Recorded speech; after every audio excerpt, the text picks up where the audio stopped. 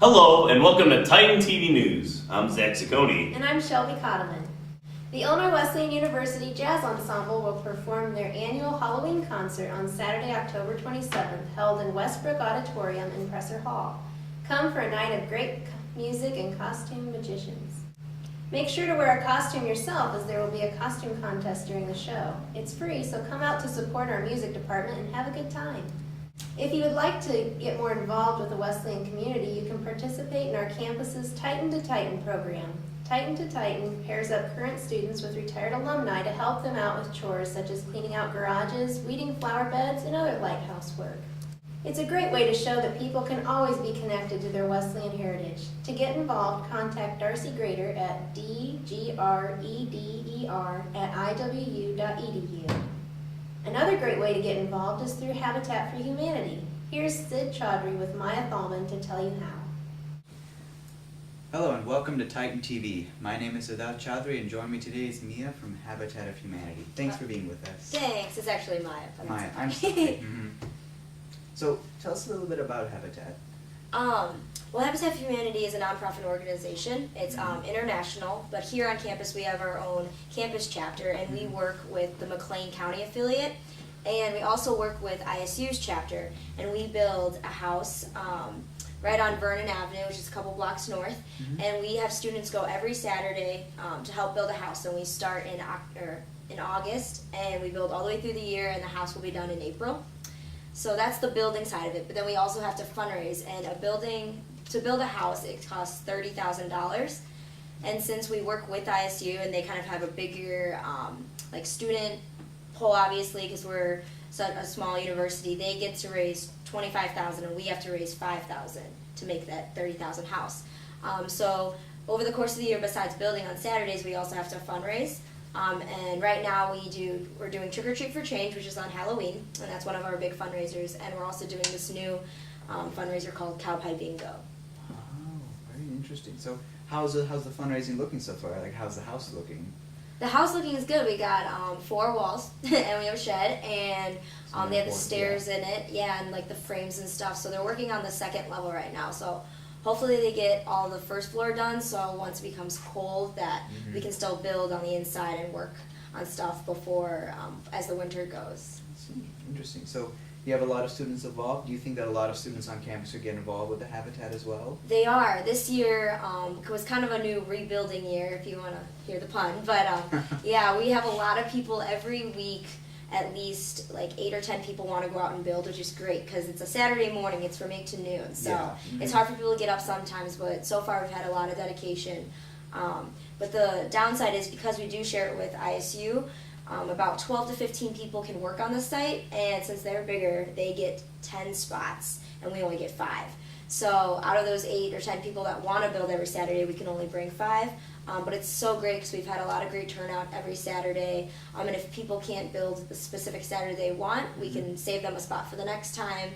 And we're having a lot of great involvement this year, so hopefully that really turns out for all the fundraisers, and especially carrying over to next semester, that people still stay involved.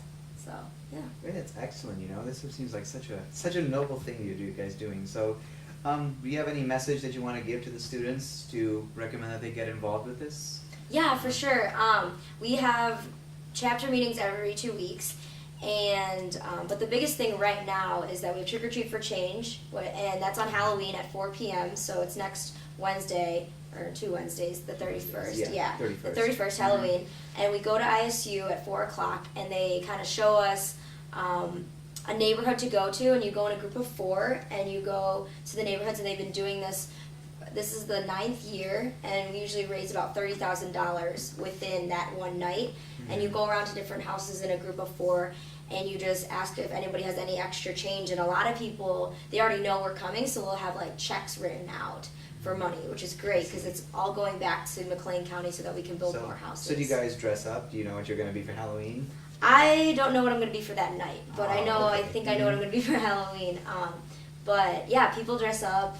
You can just go in Wesleyan gear. It's a really fun event, but you get to go with your friends and go, and they kind of teach you how to ask for money, because it's kind of hard to ask for money, but in a nice way because it is going towards a really great place. So, yeah. And then the second thing would be definitely this cow pie bingo, which in my hand I have the poster that should be around campus right now. It is the actual day for cow pie bingo is kind of like a festival that we're doing, and it's on November 3rd at 10 a.m. to noon. And from 10 to 11, we're going to have inflatables, hopefully, and games, and a DJ. And we're really trying to make it a community event, so we're inviting families and stuff like that. From 10 to noon, they can do, or 10 to 11, they can do that. And then the whole idea with the cow pie bingo is if you think of a bingo grid, we're selling $5 tickets, and these tickets give you a spot on the grid. And then at 11 o'clock, we are putting a cow onto the practice field. And if he... Or a real cow. A real cow. We have a real cow from like a neighboring county. But if the cow deposits on your square, you get $500. Can I see this ticket? Yeah. Mine, like this, it sounds interesting. It's pretty legit. And there's like a thing that you can rip off, and you get to keep half and we keep half. And also the great thing is you don't have to be present to win. So even if you buy one, you don't have to come out and watch the cow, but a lot of people have said they want to kind of see the cow in action, I mean, like, you know. who actually doesn't want to see that? Right, exactly, and it's the cool thing, we're going to release at 11, and then we're all going to line up around the grid and cheer him on. So hopefully he'll like deposit in your square. And also the cool thing is, being that it's a grid, the square gets the $500, but every connecting one on the four edges gets $125. So even if you're not the grand prize winner, you might win something out of it. And all the other donated money, if you don't win, goes to Habitat and goes so we can build more houses. So Really nice. we're really hoping this is a big thing. And you can buy your tickets at CNS on Mondays, Tuesdays, and Wednesdays from 10 to 2 p.m. Or you can always email myself, mthalman at iwu.com or iwu.edu, sorry. But yeah, all these posters are up around campus, so definitely check us out. We have about 3 more weeks to sell tickets, and we're right now at 35 tickets, so your chances are pretty good right now, but we really need to sell more so that we can give away all the prizes that we want to be able to give out. So. Wow, this sounds really excellent. I'm wondering where I should sign up right now. Yeah. So if you guys are interested in Habitat for Humanity or entering in the cow pie bingo or going trick-or-treating with these guys, you should contact Maya with Habitat of Humanity. Thanks so much for being with us. Yeah, thanks so much. Back to you guys. Well, certainly sounds like a good time, Shelby. And now in sports news, the Titans had a rough weekend all around. The Wesleyan football team lost their first game of the year on Saturday against Wheaton College with a score of 38-33, giving up 2 touchdowns in the last 4 minutes, so unfortunately go to 3-1 in the conference and be in a 3-way tie with Elmhurst and Wheaton now. The Titans will take on North Central, ranked number 9 nationally, on Saturday at North Central. It'll be a big game, and hopefully anybody can make it and travel there.